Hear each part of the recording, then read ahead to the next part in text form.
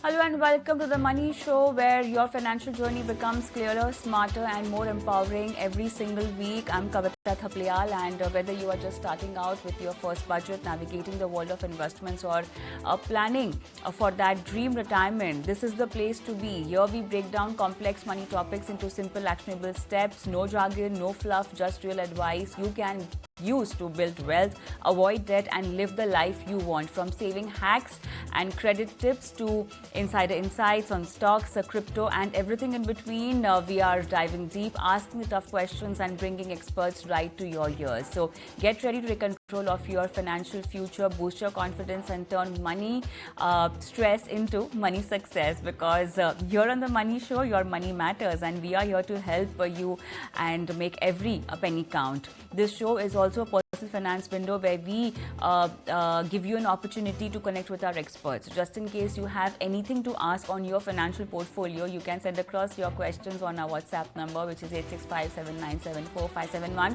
The email ID is themoneyshow@etnow.tv. All right, so let's begin. And today we dive deep into the markets, investor sentiment, and the involving landscape of mutual funds. We are joined by a very special guest, Mr. Yogesh Patil, Chief Investment Officer, LIC Mutual Fund. Let's begin the Meet Your Fund Manager segment today, and I have with me Yogesh Patil from LIC Mutual Fund. Yogesh, hi, good evening, and welcome to the show. Let's begin with the second half of this current year. I really want to know your house views, and also in terms of sector-specific performance, what are you looking at in the second half of the year? As we are speaking to the experts on the channel as well, everyone is bullish on the earning numbers picking up in the second half, and also the consumption story that might look bullish in the second half. What's your take on this? Thank you very much, and good evening to everyone. You rightly said, obviously, everyone is expecting better H2 because last year was actually wasted in low growth because of the election and other activities. So we are also hopeful and bullish on certain sectors in H2, like consumer, discretionary and non-discretionary also, and at the same time industrial sector also, because of the lower base and better earning growth, it will be give a slightly flip on upside. And it's similar in BFSI segment, where RBI already given enough liquidity in the system to BFSI to grow, and other sector, because of BFSI, other segment like consumer durables will also see some pickup, and followed by real estate. So these are the certain segments and categories we feel, because of actions taken by RBI, and because of the sluggish earning growth in last year, it looks optically better compared to last 2 years. All right. Now, let's also talk about LIC Mutual Fund AMC sector views, looking at slightly longer themes. What's going to play out according to you? See, long term, we continue to believe India story is a capex-driven story, followed by consumption. Currently, the large part of capex is break in two three parts. First is you obviously power and normal urbanization thing. In power, India has not invested in last 10-15 years. Now the capex cycle is started in power sector, and we continue to believe, for as per the power ministry data, it requires more than 30 lakh crores of investment in next 5 to 7 years. And then because of that, their new stories are picking up, like data center. Currently, India is, if you see the overall data consumption market share for India is roughly 23%. But in terms of data center and cloud is hardly 2-3%. So there is a pickup in the sector, and we see a very high growth, let's take it 25 to 30% kind of CAGR for next 5 years. Then third is defense sector, defense segment. Earlier, this sector is completely driven by government, but now in last 2 months, we've seen a good traction and inquiries from global players for defense. So there is again good opportunity for defense export as electronics, which is EMS, higher end chemical like specialty chemical, CDMO business and pharmaceutical. These are the very high growth and niche sectors for next 5 years. And we do see a good growth, and companies are capable enough to take the global market share here. Not like maybe in some segment, in commodity segment, where India doesn't stand, and because of the poor economic of scale and logistics and higher cost of capital, these segment may not necessarily outperform. But certain segment where India scores very high in terms of skilling, higher and where valuation is higher.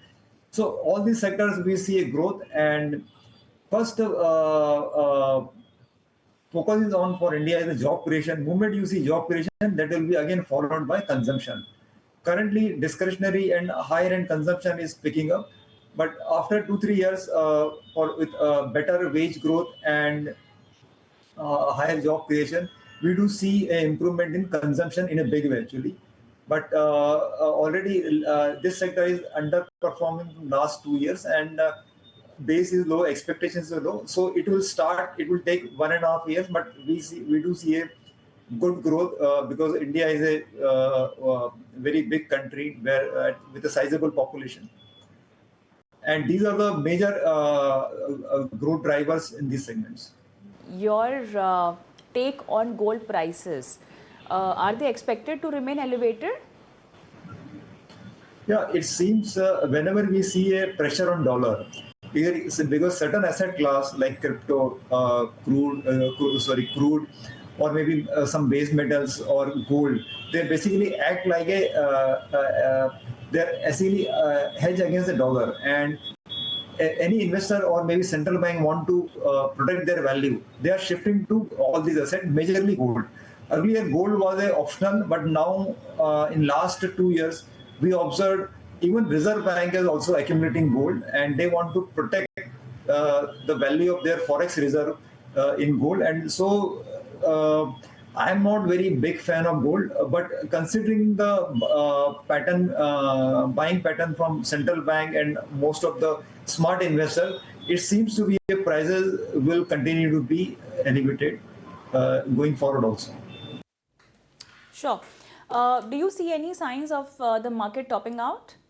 It's very difficult to predict the market, but if you see the valuation wise and diversity India offers, it looks very difficult. Maybe in short term, because of the global volatility, market may underperform or sideline for next 2 quarters.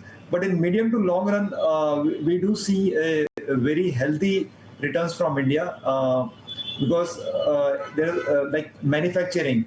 Manufacturing is a decadal opportunity, and there are, because of this global reset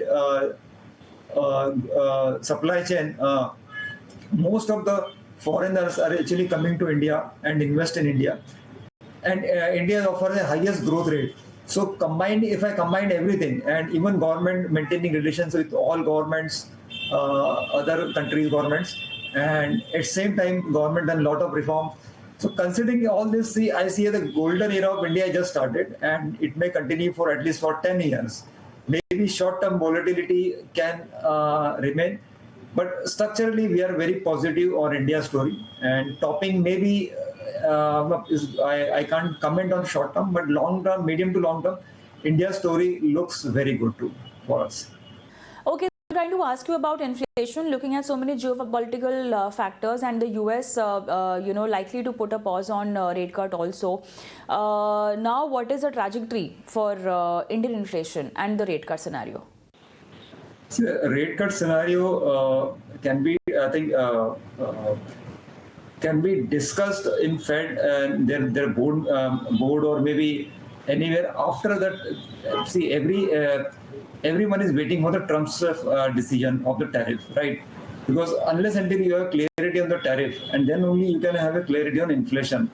Because if you keep imposing tariff higher and higher on goods, so definitely the rate cut cycle will be delayed by, let's take 1.5 years. So one is tariff volatility or lack of clarity on tariff. Second is because of this war kind of situation, you have at least commodity prices, which is crude, which is again volatile, which is not very painful like tariff volatility. But if you but if you remove these two parts, definitely there is a scene for rate cut everywhere, even in US also. But Fed is waiting for only a clarity from President Trump on tariff, basically. The lack of clarity is actually delaying the Fed rate cut decisions. With that, it's a wrap. Thank you so much, Yogesh, for being on this very special segment for us today. Thank you so much.